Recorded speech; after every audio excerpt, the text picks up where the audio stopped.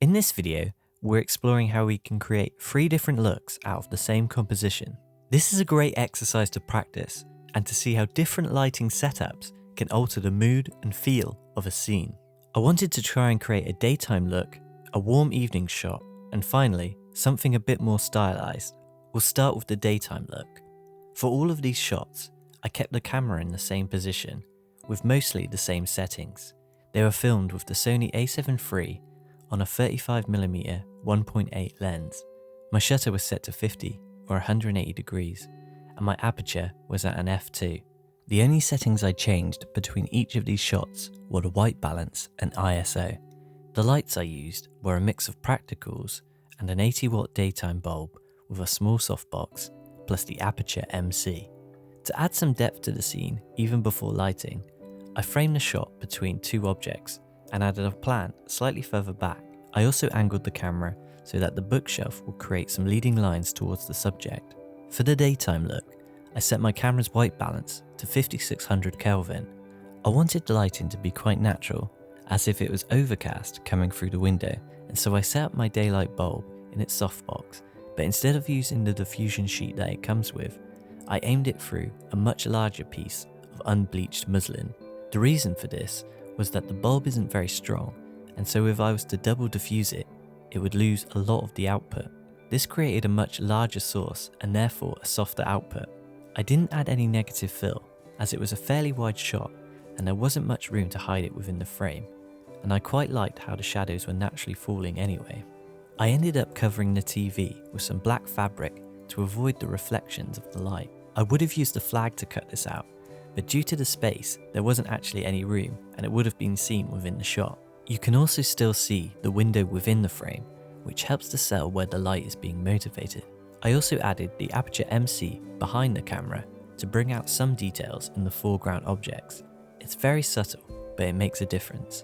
Because I lit the scene rather than the subject, it allows for the subject to be able to move a bit more freely and the shadows will fall naturally. So that's look 1, daytime. Let's move on to the warm evening scene. For this setup, I removed the daylight bulb and turned on a couple of the practicals within the scene. These were your typical tungsten household bulbs, nothing special. These give off that warm evening look that I wanted. I also brought in another practical to act as a rim light, just to the right of frame behind the subject. This helped to separate the subject from the black background and add a bit more 3-dimensionality to the shot. I moved the aperture MC just out of frame behind this practical and adjusted its white balance to tungsten, which matched the light in the frame. The practical in the shot doesn't have much output, and so this helped to add to that rim light. I didn't do anything to modify the other practicals, as they were naturally bouncing off the walls where they were positioned. The only other light source worth mentioning is the laptop itself, which offers a faint fill on the subject. For the third and final look, I wanted to try and create something a bit more stylized, and so I adjusted the hue of the aperture MC to a bright pink-purple colour. I wanted it to appear as though light was just coming from the laptop, and so I positioned the MC where it would be hidden from the camera.